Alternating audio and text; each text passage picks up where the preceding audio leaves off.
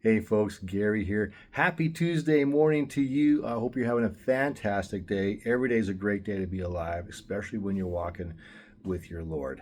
And hey, we're in Calgary today. So yesterday we were in Saskatoon. Today we're in Calgary.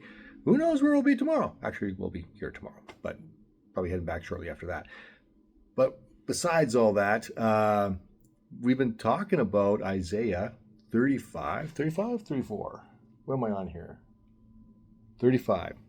35 in this little passage of scripture about traveling on this highway, which is really quite cool. But that's applicable being on a road trip. And I just want to show you something here.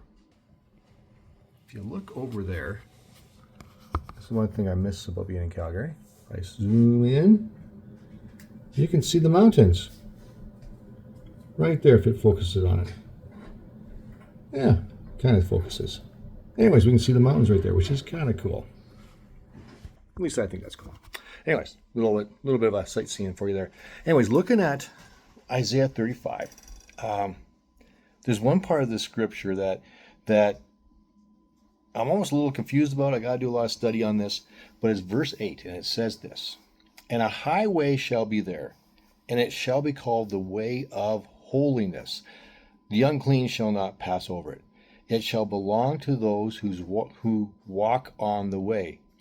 Even if they are fools, they shall not go astray." Now, that's what it says in the ESV, and usually the ESV is pretty accurate. Of course, in the NLT, it says something a little bit different. I don't have it up right now, but it says that fools will not be able to walk on it. So there's a vast difference between those two, right? Either if you're foolish, you're not going to be able to get on that highway, or even fools won't mess up when they're on that highway, that God will keep you going proper direction.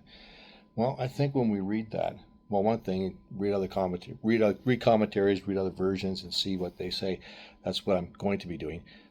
But when I look at this, I can take it as this: that God does provide us a way. He provides us a way to come to Him. Now, how do we come to God? Well, Isaiah is saying there's a highway that goes to Zion. We know that that's Jesus.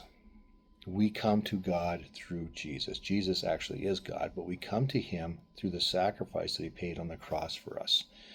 And honestly, in a lot of ways, that is foolproof, because Jesus has done it all for us.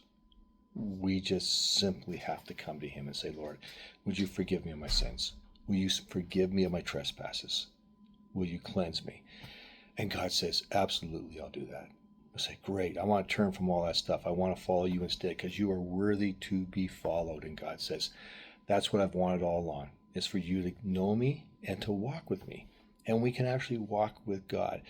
Regardless if the world says you're foolish or not, we can walk with God because He accepts us and He brings us in because He loves us so much.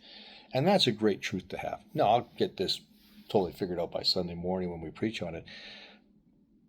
But when I read it, I kind of like the fact that God says He won't let us go astray, that He'll hold on to us. Because that's the kind of God I know. I know that I serve a God who's got a firm grasp on me, and He's got a firm grasp on you too, because He loves us so much. He doesn't want to lose us. And that's comforting, right? Same way as we're fathers and mothers sometimes, and we hold on to our kids so we don't let them get harmed when they're young. I think God does the same thing for us, which is just cool. Anyways, have a fantastic Tuesday, and we'll figure this out. I'm using a different camera, so it's not as wide. We'll figure this out, and maybe we'll chat about that tomorrow. Anyways, have a great day. Thanks for watching, and we'll see you tomorrow.